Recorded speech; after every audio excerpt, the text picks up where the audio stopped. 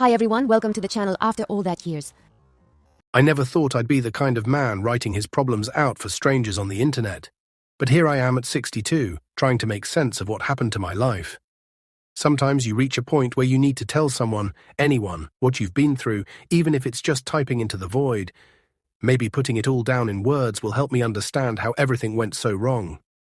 My name is Raymond, and until 3 months ago, I thought I had a solid marriage. 37 years with the same woman, that's more than half my life spent with someone I believed I knew inside and out. Her name is Joyce, and she's been the center of my world since we met in college back in 1985. We weren't kids when we got together. I was 25, she was 23, but we weren't exactly worldly either. Just two people who found something good and decided to hold on to it through everything life threw at us. I've always been proud of what we built together. Joyce has this way about her. She can walk into any room and somehow make everyone feel like they matter.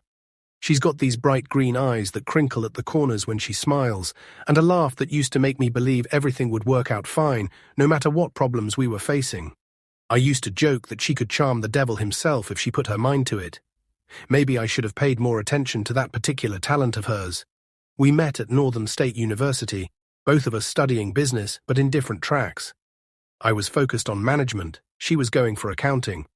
We kept running into each other at the library, always seemed to be there at the same times, always ending up at tables near each other. It took me 3 weeks to work up the courage to ask if she wanted to get coffee. She said yes with this smile that made me feel like I'd just won the lottery. Our first real date was at Romano's, this little Italian place near campus that's probably been torn down by now.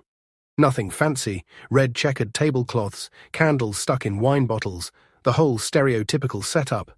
But Joyce made it feel special just by being there, talking about her dreams of maybe starting her own bookkeeping business someday, listening to my half-formed ideas about what I wanted to do with my degree.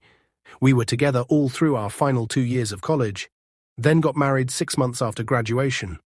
I remember standing at the altar, looking at her in that simple white dress her mother had helped her pick out, thinking I was the luckiest man alive.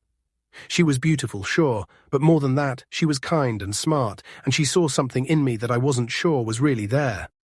The early years were good. We rented a tiny apartment in town while I worked my way up at Henderson Manufacturing, and she found a job doing books for a small law firm. Money was tight. We ate a lot of spaghetti and generic cereal, but we were building something together. Every small step forward felt like a victory we'd earned as a team. We bought our first house when I was 30, a modest 3-bedroom ranch on Maple Street that needed work but had good bones. Joyce threw herself into making it a home, painting rooms on weekends, hunting through thrift stores for furniture we could afford. I learned how to fix plumbing and lay tile, skills I never thought I'd need, but that saved us thousands of dollars over the years. We talked about having kids, tried for a while, but it didn't happen for us. The doctors ran tests, found nothing definitively wrong, just one of those things that sometimes occurs. Joyce took it harder than I did, went through a period where she barely spoke for months.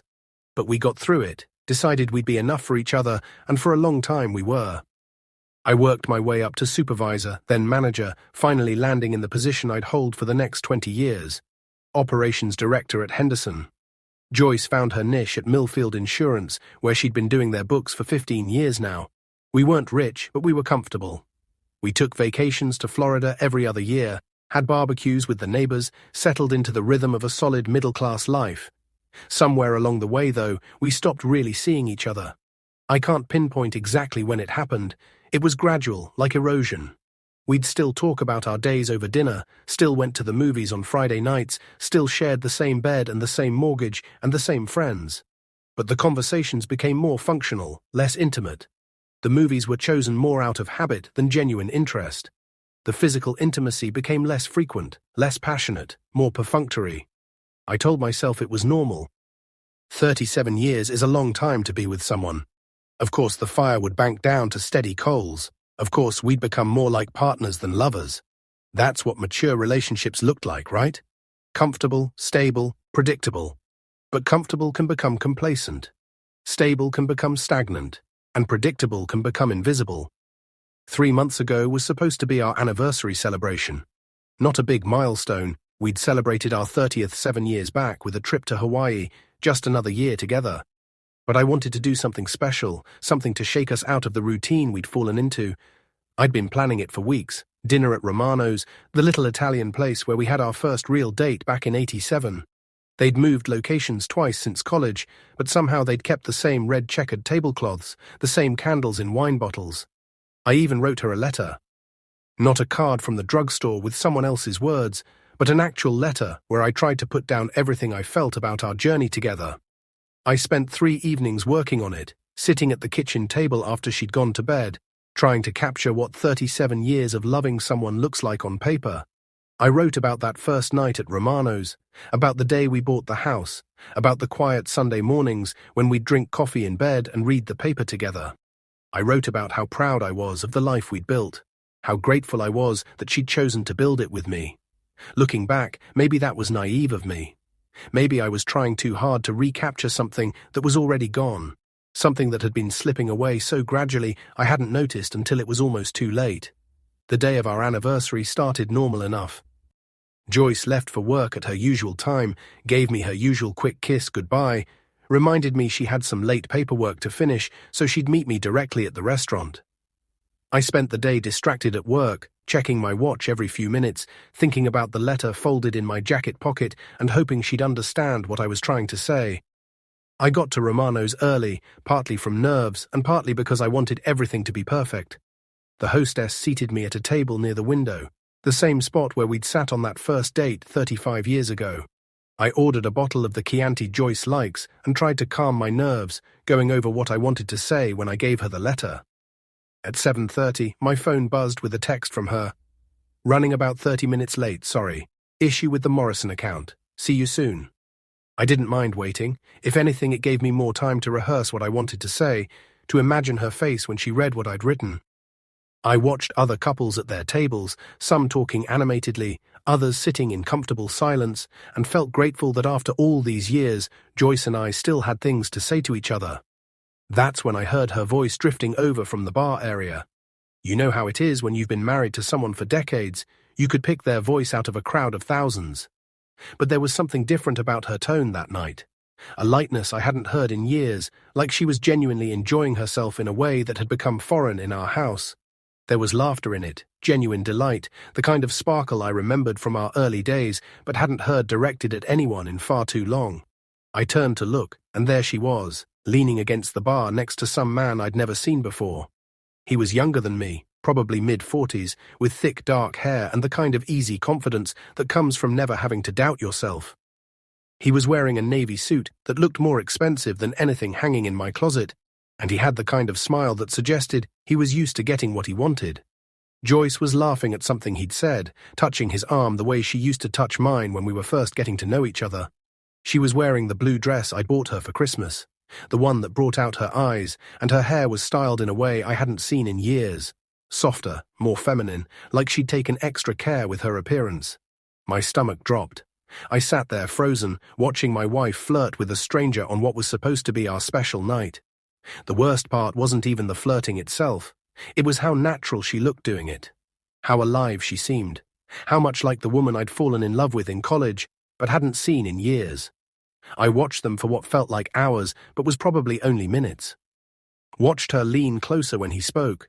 Watched her laugh at his jokes. Watched her play with her hair the way she used to do when she was nervous or excited. I watched her become someone I recognized but hadn't seen in so long I'd almost forgotten she existed. The man said something that made her throw her head back and laugh, and I heard her response clearly across the restaurant. "You're terrible. I can't believe someone hasn't snapped you up yet." That's when the reality hit me like a physical blow. This wasn't some innocent conversation with a friendly stranger who'd struck up a conversation while she waited for her table. This was my wife, the woman I'd trusted with my whole heart, making time with another man while I sat 20 feet away with a letter full of love in my jacket pocket. I don't remember standing up or walking over there. My body just moved without consulting my brain, driven by some combination of disbelief and growing rage. The restaurant seemed to telescope around me, the sounds fading until all I could hear was the blood rushing in my ears. When I reached the bar, Joyce looked up and her face went white as paper. The easy smile vanished, replaced by an expression of pure panic. The man beside her, who I would later learn was named Kevin, suddenly became very interested in his drink, studying it like it might contain the secrets of the universe. "Raymond," Joyce said, and my name came out like she was seeing a ghost. "I can explain."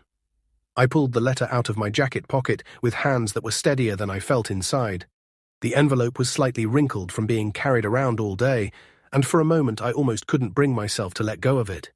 It contained everything I'd wanted to say to her about our life together, every feeling I'd struggled to put into words. "Happy anniversary," I said, setting it on the bar between them. My voice sounded steady, which surprised me because everything inside me was shaking apart. Then I walked out.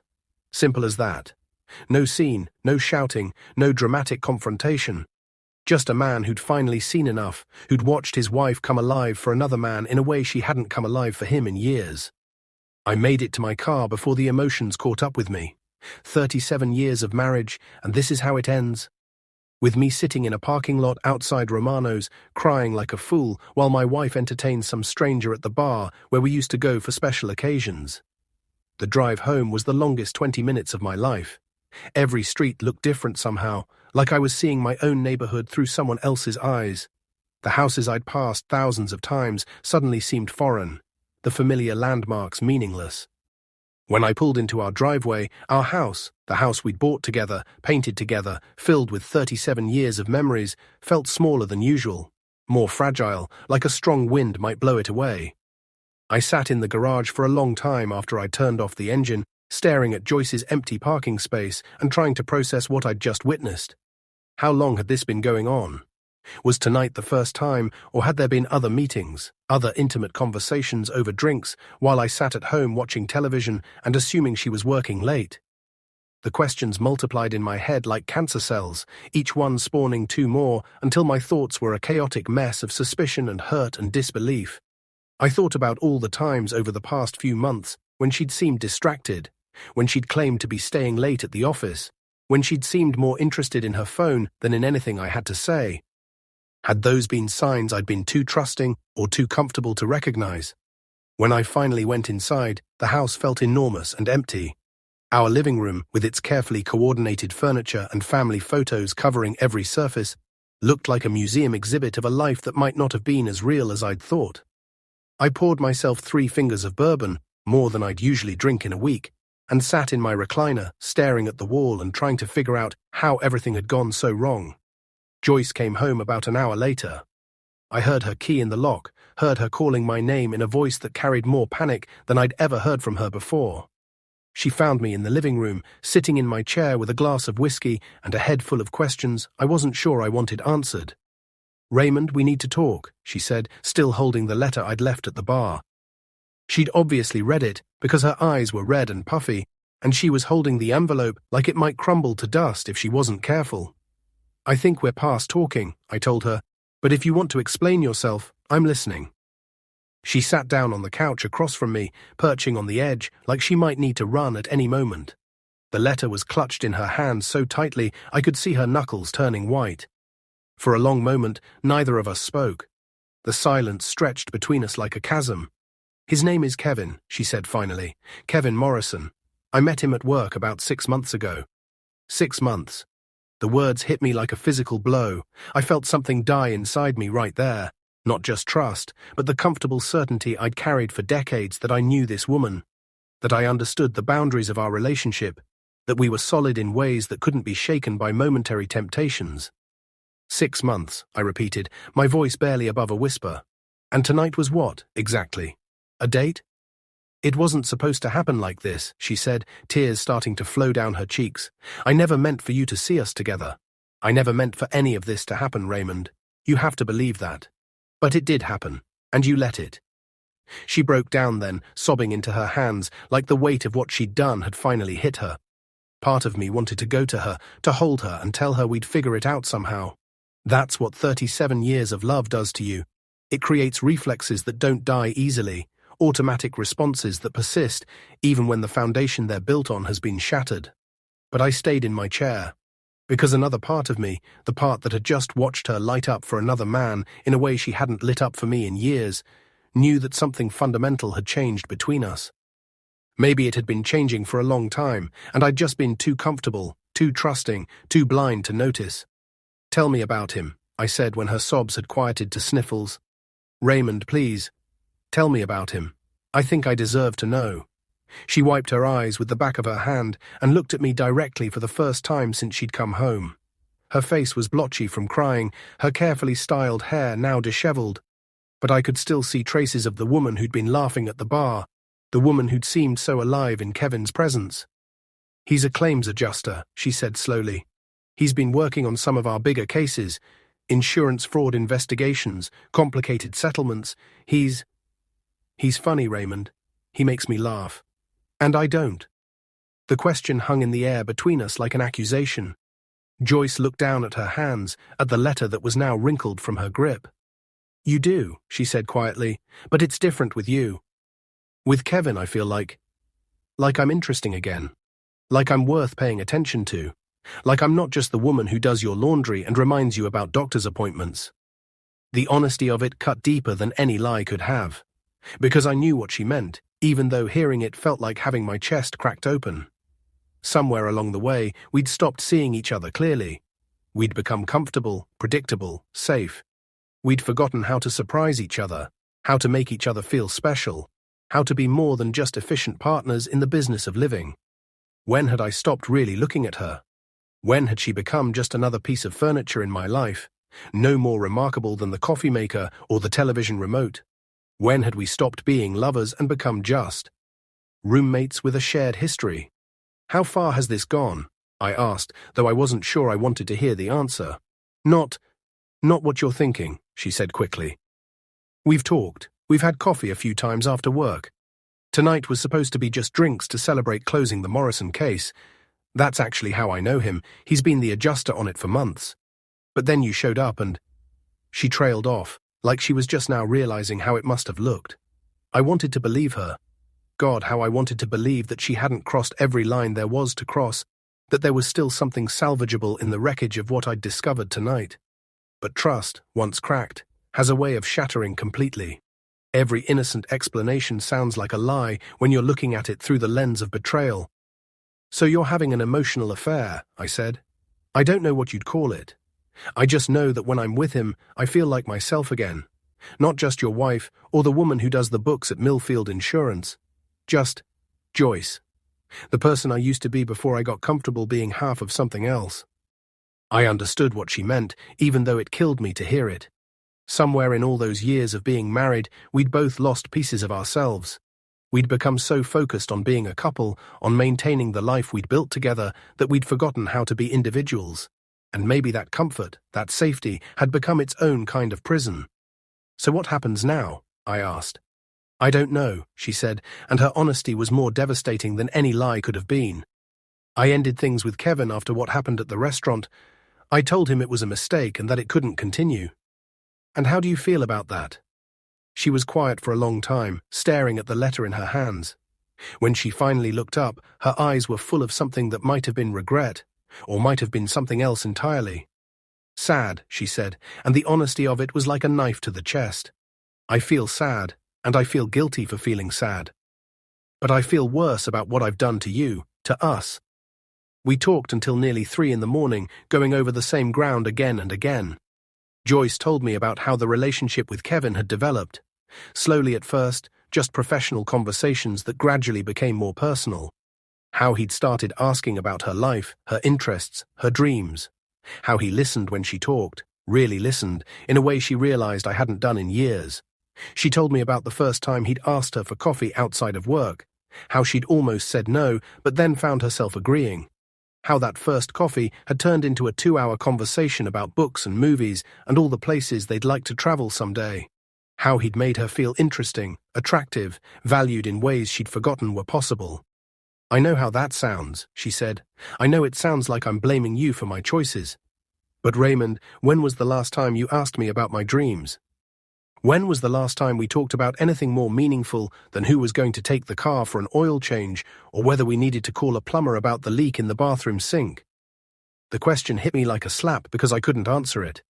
I couldn't remember the last time I'd asked Joyce about her dreams, couldn't remember the last time I'd really listened to her talk about something she was passionate about. Somewhere along the way, our conversations had become purely functional. household logistics, work complaints, discussions about what to watch on television.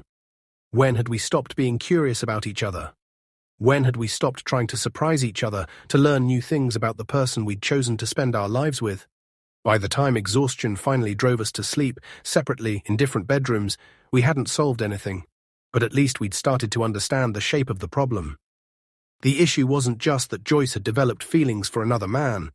The issue was that our marriage had become a hollow shell, a comfortable arrangement that met our practical needs but had stopped nourishing our souls. The next few weeks were the strangest of my life. We lived in the same house, shared meals, even watched television together. But there was a distance between us that felt insurmountable. Joyce tried to act normal, making conversation over dinner, asking about my day at work, but I could see the effort it cost her. Every interaction felt forced, artificial, like we were both actors playing roles we'd forgotten how to inhabit naturally. I found myself studying her face when she thought I wasn't looking, searching for signs of the woman who'd come alive at that bar with Kevin. I noticed things I'd stopped seeing years ago, the way she hummed while doing dishes, how she still read romance novels when she thought no one was paying attention, the small smile that crossed her face when she was reading something on her phone.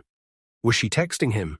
The thought tormented me. She'd said she'd ended things, but how could I know for sure? Trust, once broken, doesn't heal quickly or easily. Every time she was on her phone, every time she was a few minutes late coming home from work, every time she seemed distracted or lost in thought, I wondered if she was thinking about Kevin. I started having dreams about her leaving. Not angry dreams where she stormed out after a fight, but quiet ones where she simply packed a bag and disappeared while I was at work, leaving nothing but a note on the kitchen table explaining that she'd found something better. I'd wake up in a cold sweat and lie there listening to her breathe in the next room, wondering if she was dreaming too, and if she was dreaming about him. The worst part was the knowledge that I couldn't really blame her. If I was honest with myself, I'd been taking our marriage for granted for years. I'd stopped trying to woo her, stopped making an effort to be interesting or attractive or engaged. I'd let our relationship drift into comfortable complacency, assuming that the foundation we'd built in our younger years would be strong enough to carry us through without any ongoing maintenance or investment. But relationships aren't like houses. You can't just build them once and expect them to stand forever without attention. They need constant care, regular maintenance, ongoing investment of time and energy, and emotional attention. And I'd been giving Joyce scraps of my attention for years while assuming she'd always be there, always be satisfied with whatever leftover energy I had after work and household responsibilities and my own interests. 3 weeks after the restaurant incident, I was grocery shopping at the Kroger on 5th Street when I ran into Kevin. I recognized him immediately. He had the kind of face that sticks with you, especially when you've seen it close to your wife's in circumstances you'd rather forget. He was taller than I'd realized, probably 6'2" to my 5'10", with an athletic build that suggested he actually used that gym membership he was probably paying for. He saw me too, and for a moment we both just stood there in the cereal aisle like two men who'd been caught in the same lie. The rational part of my brain told me to just walk away, to pretend I hadn't seen him and avoid what was bound to be an awkward encounter. But another part of me, the part that had been stewing in questions and suspicions for weeks, needed to confront him. He must have seen something in my expression because he walked over, which took more courage than I would have given him credit for. "You're Raymond," he said. It wasn't a question. "I am." We stood there looking at each other for a moment, two men connected by the same woman's confused heart.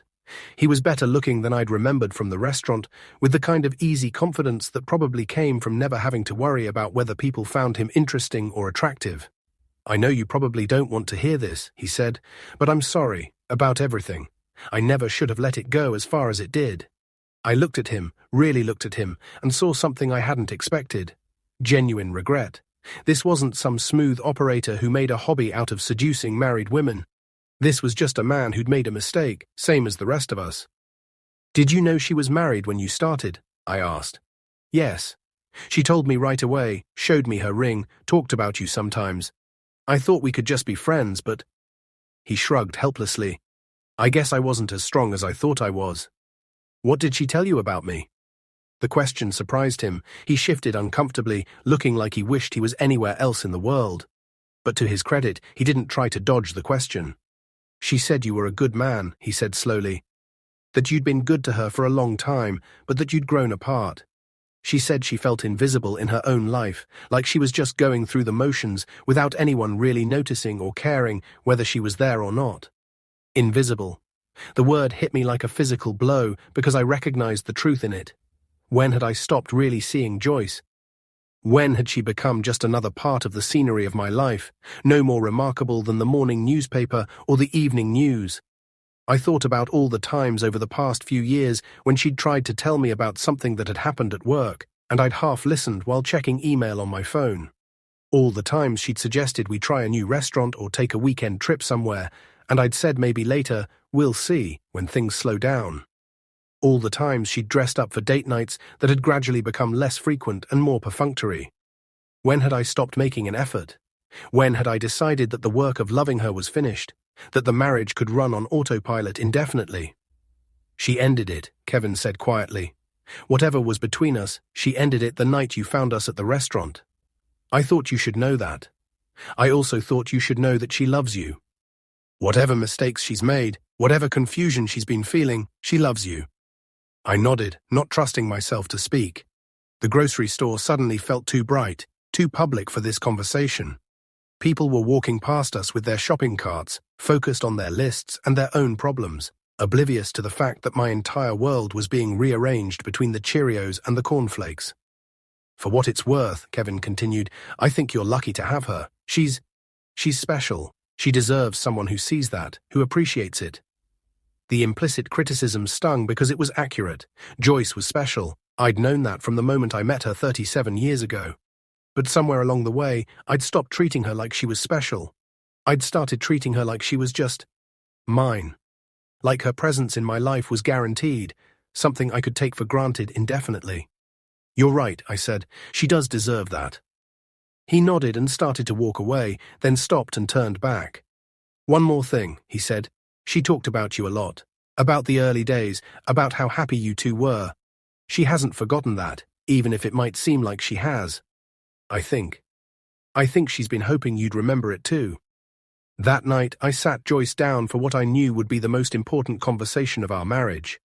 We'd been tiptoeing around each other for weeks, both of us trying to pretend that everything was normal while the unspoken weight of what had happened pressed down on everything we did or said.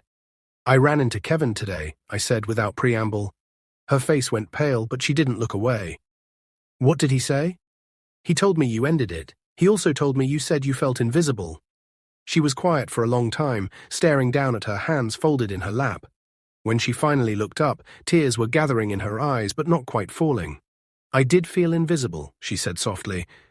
For years, Raymond.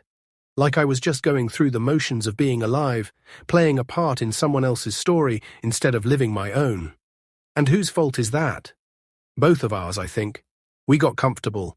We stopped trying to surprise each other, stopped being curious about who the other person was becoming. We started treating each other like furniture, necessary, reliable, but not particularly interesting. The metaphor was more accurate than I wanted to admit. When had Joyce become like furniture to me? When had I stopped seeing her as a person with her own dreams and desires and inner life, and started seeing her as just the woman who shared my house and my bed and my daily routine? But you tried with him, I said. Yes, she admitted, I did. So the question is, can we try with each other? Can we find our way back to seeing each other clearly, or are we just too far gone? She reached across the table and took my hand, the first time she'd touched me voluntarily since that night at the restaurant. Her fingers were cold, and I could feel them trembling slightly. I don't know, she said, and her honesty was both devastating and hopeful. But I'd like to find out if you're willing. I looked at her face, really looked at it for the first time in months, and saw something I'd been missing for too long.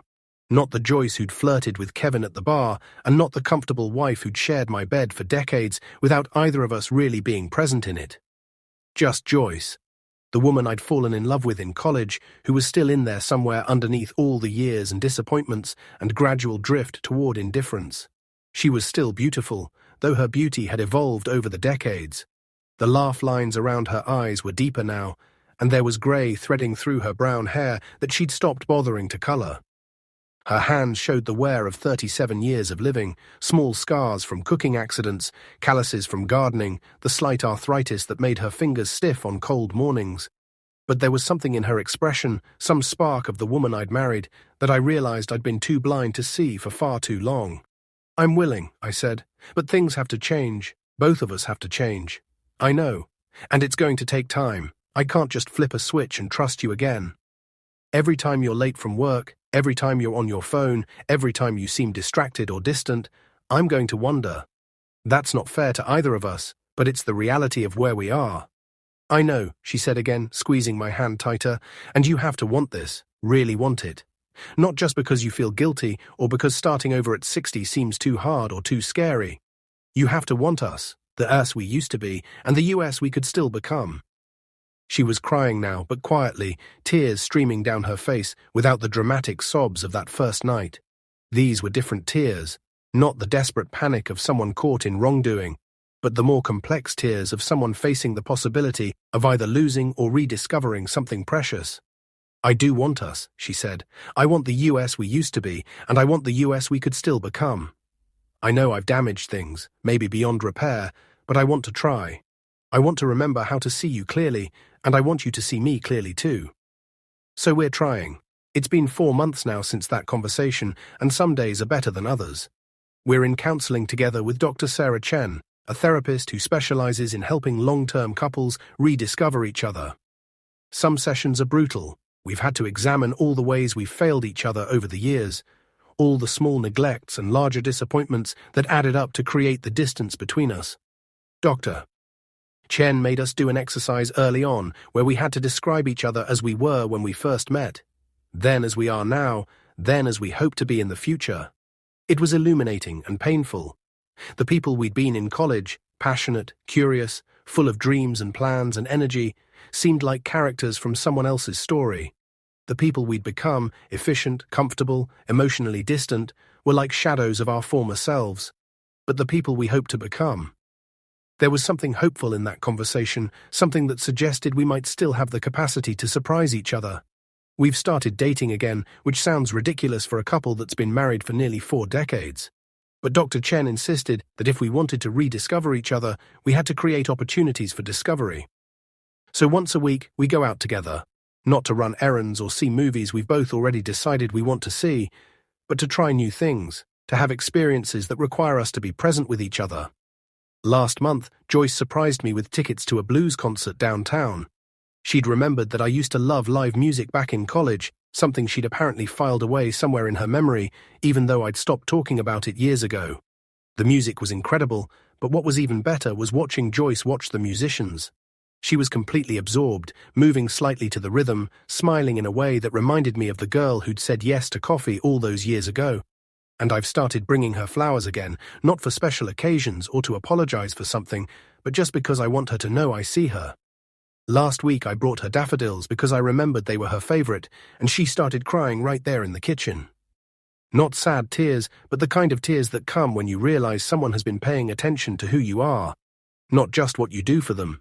We're reading together now, not separately in the same room like we had been for years, but actually reading the same book so we can talk about it. We started with The 7 Principles for Making Marriage Work by John Gottman, which Dr. Chen recommended, but we've moved on to fiction now.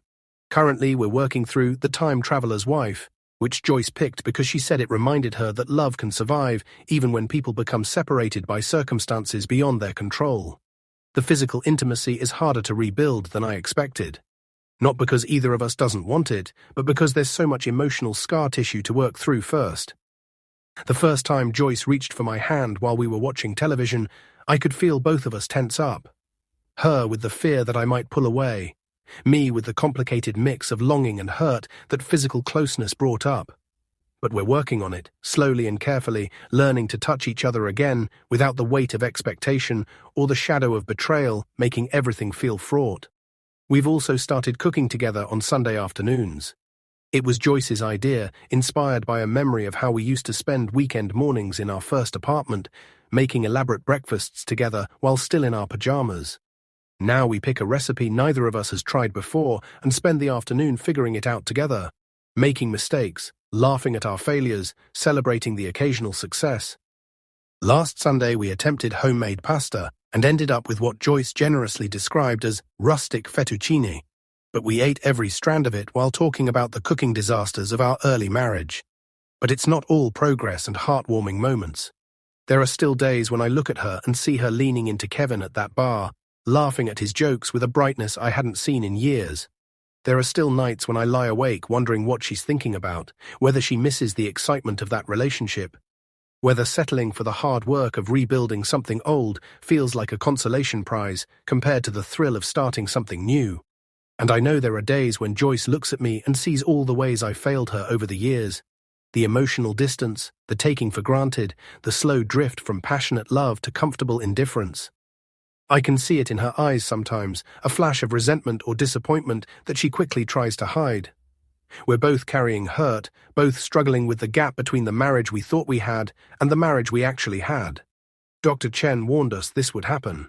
She said that rebuilding trust and intimacy after betrayal isn't a straight line from broken to fixed. It's more like a spiral. You think you're making progress, then something triggers the old hurt, and you feel like you're back where you started. But if you keep working at it, the spiral gradually tightens, the setbacks become less severe, the forward movement becomes more sustained. 3 months into our marriage reconstruction project, I had what Dr. Chen called a trust crisis.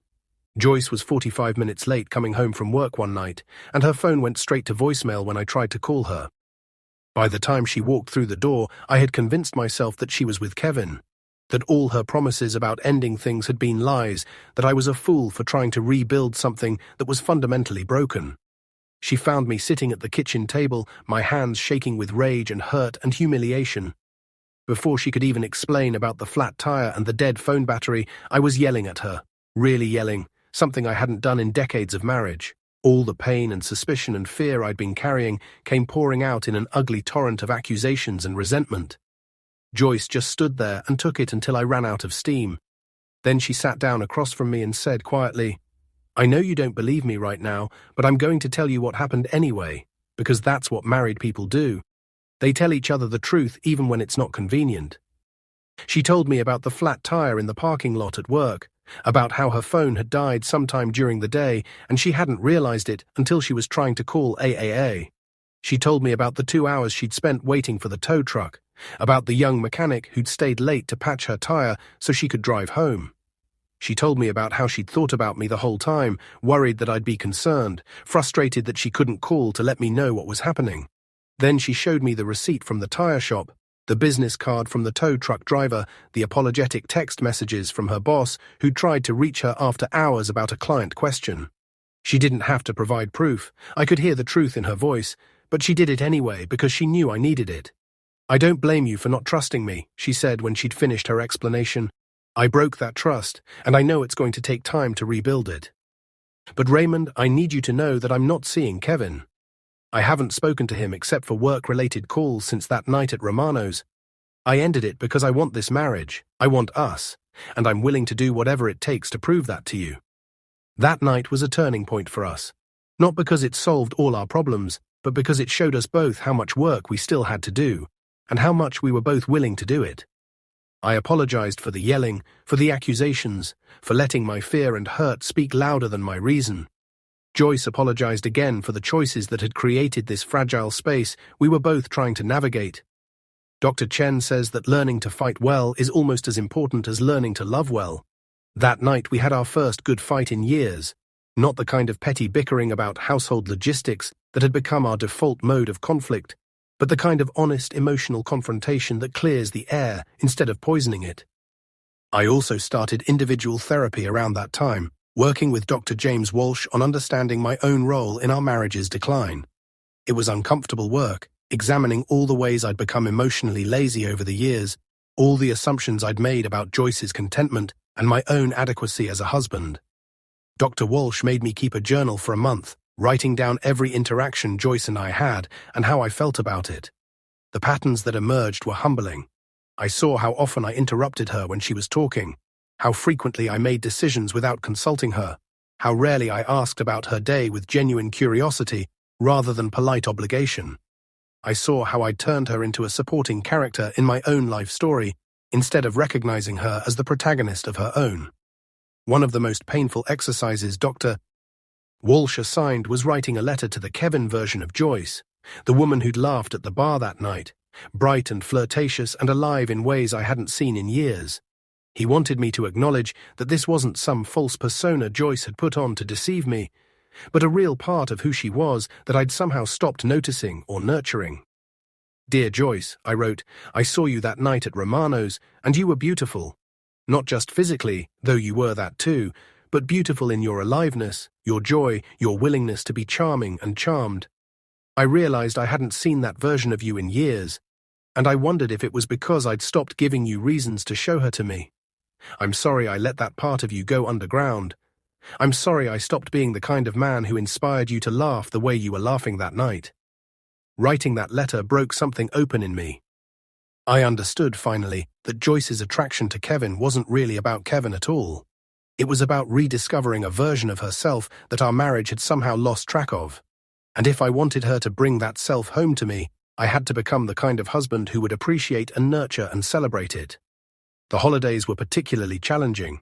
Thanksgiving with Joyce's family, sitting around the table with her parents and siblings, all of whom had heard some version of our troubles through the family grapevine. Nobody said anything directly, but there were careful silences and meaningful looks, the kind of family dynamics that make you feel like you're under a microscope. Joyce's sister Linda pulled me aside while we were doing dishes and asked how things were going. Linda had been divorced twice, so she had strong opinions about marriage and betrayal and second chances. "You know," she said, scrubbing a casserole dish with more force than necessary, "Joyce has been different these past few months. Lighter somehow, more like herself than I've seen her in years." I wasn't sure if that was meant to be encouraging or worrying. "Different how?" "She talks about you differently. Before, when she'd mention you, it was always practical stuff. Raymond needs to see the doctor about his back. Raymond's working late again. Raymond thinks we should refinance the house. Now she talks about things you've done together, conversations you've had. Last week she spent 20 minutes telling me about some documentary you'd watched together about jazz musicians. She was so animated about it, I thought she might have taken up music herself." "We're trying to pay more attention to each other," I said carefully. Linda nodded, still scrubbing. "Good. Because you know what the problem was with both my marriages. We stopped being curious about each other. After the first year or two, we just assumed we knew everything there was to know, so we stopped asking questions, stopped listening to the answers. People change, Raymond. If you don't keep track of who they're becoming, you wake up one day married to a stranger." Her words stayed with me through the rest of the holiday season. Joyce and I had definitely become strangers to each other over the years, familiar strangers who shared a house and a history, but had lost track of each other's inner lives. The work we were doing now, in therapy, in our weekly dates, in our daily conversations, was essentially the work of reintroduction. Christmas was better than Thanksgiving. Joyce and I had decided to scale back on gifts for each other, focusing instead on experiences we could share. Instead of the usual practical presents, clothes, books, household items, we gave each other adventures. She arranged for us to take a cooking class together at the community college, something we'd talked about doing someday for probably a decade. I surprised her with tickets to see the touring company of Hamilton when it came to the city in February. But the best gift was one we gave ourselves, Christmas morning in bed with coffee and the newspaper, something we hadn't done in years. No rush to get to family gatherings, no elaborate meal preparation, just the two of us talking about everything and nothing while snow fell outside our bedroom window. "I used to love Christmas mornings like this," Joyce said, curled up next to me with her coffee mug warming her hands. "Remember our second Christmas in the apartment, when we were too broke to buy each other real presents, so we wrote each other poems instead?" I did remember, though I hadn't thought about it in decades. We'd been so young, so earnest, so convinced that love was enough to overcome any obstacle. The poems had been terrible. We were both better at business than verse, but we'd read them aloud to each other with complete seriousness, then spent the rest of the day in bed, making love and planning a future that seemed limitless. "I still have those poems," Joyce said quietly. "They're in the box with our wedding photos and the letters you used to write me when you were traveling for work." "You kept all that?" "Of course I kept it. It's our history, Raymond. The good parts of our history." That afternoon, we went up to the attic and dug out that box of memories. It was like archaeological excavation, layers of our relationship preserved in photographs and letters and ticket stubs and random mementos. Concert programs from shows we'd seen together in the early years. A pressed flower from our honeymoon. A birthday card I'd given her in 1995 that made some joke about getting older that seemed hilarious at the time. But it was the letters that really got to me. Letters I'd written her during business trips in the late 80s and early 90s, before email made such correspondence obsolete. Letters where I'd told her about the cities I was visiting, the people I was meeting, but mostly about how much I missed her, how empty hotel rooms felt without her there, how I counted the days until I could come home. "Listen to this," Joyce said, reading from a letter I'd written from a conference in Denver in 1991. "The mountains here are spectacular, but all I can think about is how much you'd love them. I keep imagining you here with me, pointing out things I'm too distracted to notice, making friends with the waitresses and hotel staff like you always do.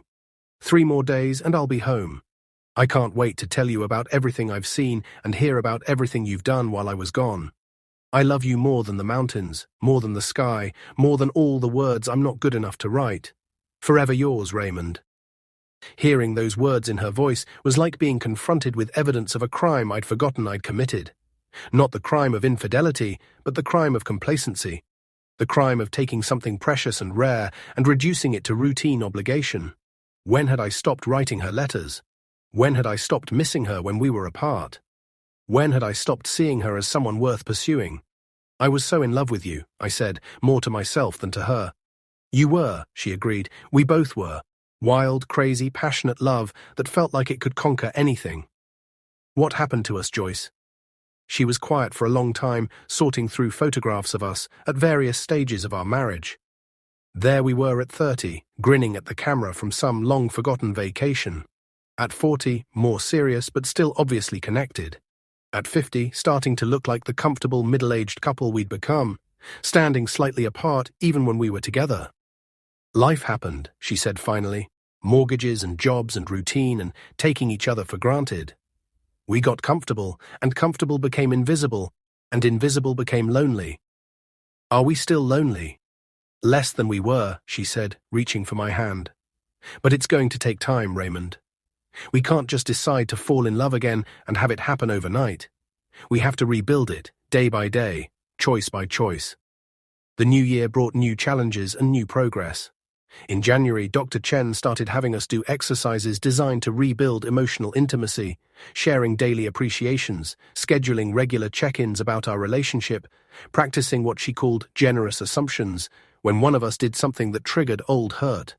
The generous assumptions were particularly difficult for me. When Joyce was late from work or seemed distracted during dinner, my default assumption had become that she was thinking about Kevin or regretting her choice to stay in our marriage.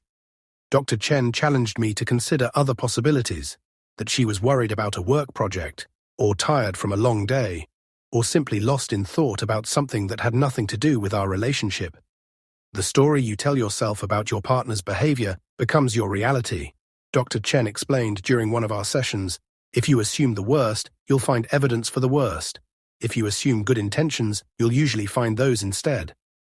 It sounded like therapy platitudes to me at first, but I started trying to practice it. When Joyce seemed distant over dinner, instead of assuming she was having regrets about our marriage, I'd ask her what she was thinking about. More often than not, she was worried about a difficult client, or thinking about her aging parents, or simply tired from a stressful day. The generous assumption led to connection. The suspicious assumption led to distance. Joyce was working on her own version of generous assumptions. Instead of interpreting my questions about her day as evidence that I didn't trust her, she started hearing them as evidence that I cared about her life. Instead of seeing my occasional moodiness as rejection, she started recognizing it as the normal emotional weather that everyone experiences. In February, we went to see Hamilton together. I'd been worried that it would feel forced, like we were trying too hard to recreate romance that no longer existed naturally. But sitting in the theater, watching Joyce's face light up during the musical numbers, I felt something I hadn't felt in years. Pride in being her partner, gratitude that she'd chosen to be there with me, genuine enjoyment of her company. During intermission, she turned to me with tears in her eyes and said, "Thank you for this. Not just the tickets, but for remembering that I love theater, for wanting to share it with me." "I should have been doing things like this all along," I said. "You're doing it now. That's what matters." The second act was even better than the first, but what I'll remember most is the walk back to the car afterward, Joyce's arm linked through mine as we talked about the performances, the staging, the historical liberties the show had taken. We were having the kind of animated conversation that had been rare in our marriage for years. The kind where we were both fully present and engaged with each other's thoughts and opinions. That night, we made love for the first time since the night I'd found her with Kevin. It wasn't passionate or desperate or earth-shattering. We were both too aware of the fragility of what we were rebuilding for that. But it was tender and honest, and present in a way our physical relationship hadn't been in years. Afterward, lying in each other's arms, I felt something that might have been hope. But progress isn't linear, and setbacks can be devastating when you're already feeling vulnerable. In March, I ran into Kevin again, this time at the downtown office building where Joyce works. He was coming out of the elevator as I was getting on, there for some insurance business that had nothing to do with Joyce, but everything to do with the fragile trust we'd been rebuilding. "Raymond," he said, surprised to see me. "Kevin." We stood there for a moment, and I could see other people in the elevator lobby watching us, probably wondering why two middle-aged men were staring at each other like gunfighters in an old western. "How are things?" he asked, which was either remarkably brave or remarkably stupid. "We're working on it," I said. He nodded. "I'm glad. She's lucky to have someone willing to do that work." "We're both lucky," I said, and realized I meant it. That night I told Joyce about the encounter, and she thanked me for telling her instead of stewing about it alone. 6 months earlier, running into Kevin would have sent me into a spiral of suspicion and recrimination. This time, it just felt like a reminder of how far we'd come. Spring brought another milestone, our first real vacation together in years. Not a weekend getaway or a perfunctory visit to tourist attractions, but a real vacation where we could focus entirely on each other. We rented a cabin in the mountains for a week, somewhere with no television and spotty cell service, where we'd have to entertain ourselves with conversation and hiking and the kind of quiet companionship we'd lost somewhere along the way. The first day was awkward. We were both so used to the distractions of home, television, computers, household tasks, that being alone together with nothing but time felt strange. But by the second day, we'd settled into a rhythm. Long walks in the morning, reading on the porch in the afternoon, cooking simple meals together in the cabin's tiny kitchen. On the third night, as we sat by the fire with glasses of wine, Joyce said something that surprised me. "I've been thinking about Kevin." My stomach clenched, but I tried to keep my voice steady. "What about him?" "I've been thinking about why I was attracted to him, why I let myself get involved with him. And I realized something. It wasn't really about Kevin at all. It was about the version of myself that came out when I was with him." "What do you mean?" "When I was with Kevin, I felt interesting again. Attractive. Worth listening to. I felt like I had things to say that someone wanted to hear. I felt—" She paused, looking for the right word. "Alive. Like I was a person with her own thoughts and desires, not just an extension of someone else's life. I wanted to be defensive, to point out all the ways I'd always valued her thoughts and desires. But the truth was, I hadn't been very good at showing it in recent years. I'd gotten into the habit of half-listening, of assuming I knew what she was going to say before she said it, of treating her more like a business partner than a woman I was still getting to know. "I want you to feel that way with me," I said, "interesting and attractive and worth listening to." "I'm starting to," she said. "These past few months, the way you've been paying attention to me, really paying attention, it's been like rediscovering myself through your eyes." That week in the cabin, we rediscovered a lot of things. We rediscovered that we actually enjoyed each other's company when we weren't distracted by the routine obligations of daily life. We rediscovered that we had things to talk about beyond household logistics and work complaints. We rediscovered that we were still capable of surprising each other, of learning new things about the person we'd been married to for decades. On our last night there, as we packed our things and prepared to return to the real world, Joyce said, "I want to remember this feeling when we get home, this feeling of being present with each other, of being interested in each other." "So do I said, "but it's going to take work to maintain it when we're back to the usual routine." "Then we'll do the work," she said simply, "and we have been doing the work. It's been 8 months now since that night at Romano's, and our marriage looks completely different than it did before. We're different people than we were before, more honest, more intentional, more aware of how precious and fragile what we have really is. We still go to couples therapy once a month, treating it like routine maintenance rather than crisis intervention. We still have our weekly date nights, but they've become less formal and more frequent. Sometimes it's dinner at a new restaurant. Sometimes it's a walk through the park. Sometimes it's just an hour of uninterrupted conversation over coffee on Saturday morning. I still have moments of doubt, still sometimes wake up in the middle of the night wondering if Joyce is truly happy or if she's just making the best of a difficult situation. And I know she has moments when she looks at me and sees all the ways I failed her over the years, all the emotional distance and taking for granted that created the space for someone else to walk into our marriage. But more often, we have moments of genuine connection, moments when we look at each other and see not just the familiar partner we've lived with for decades, but the interesting, complex, evolving person we chose and keep choosing to love. Last week, I surprised Joyce with a letter. Not an anniversary letter or an apology letter, but just a thinking of you on a random Tuesday letter. I wrote about how I'd noticed her humming while she made coffee that morning, how the sound had made me happy in a way I couldn't quite explain. I wrote about how proud I was of the way she'd handled a difficult client situation at work, how her problem-solving skills and patience continued to impress me after all these years. I wrote about how grateful I was that she'd been willing to do this hard work with me, willing to rebuild something that would have been easier to abandon. She cried when she read it, not the desperate tears of crisis, but the softer tears of someone who feels seen and appreciated and loved. Then she wrote me one back, about how she'd noticed me listening more carefully when she talked, how she'd caught me looking at her across the dinner table the night before with an expression of interest she hadn't seen in years. We're different people now than we were a year ago, different than we were 10 years ago. We're more careful with each other, but also more honest. We're more aware of how much work love requires, but also more committed to doing that work. We've learned that a marriage isn't something you build once and then maintain on autopilot. It's something you rebuild continuously, every day, every conversation, every choice to pay attention instead of looking away. The letter I wrote for our anniversary last year is still in Joyce's jewelry box, but now it's accompanied by others. Notes I've written her over the past months, cards she's given me, tickets from shows we've seen together, photographs from our cabin trip. Evidence of the marriage we're building now, which is different from the one we had before, but maybe stronger for having been consciously chosen rather than simply inherited from our younger selves. I can't promise we'll make it. The statistics for couples recovering from infidelity aren't encouraging, and there are still nights when I lie awake, wondering if we're just prolonging the inevitable. But I can promise that we're both trying in ways we haven't tried in years. Fighting for something we now understand is rare and precious and worth the effort. Joyce is in the kitchen right now, making coffee and humming the same song she was humming last Tuesday morning, the one I wrote about in my letter. In a few minutes, I'll join her, and we'll talk about our plans for the day. Nothing earth-shattering, just the ordinary business of two people who've chosen to build a life together. But now those ordinary conversations feel different, charged with the knowledge of how easily they could be lost and how much work it takes to preserve them.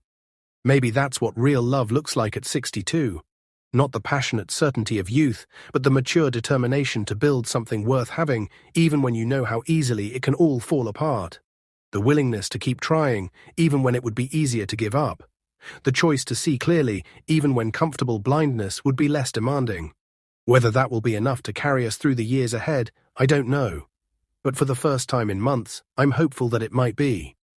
And maybe hope, combined with daily choice and conscious effort, and the willingness to do the work that love requires, is enough to build a marriage that can last.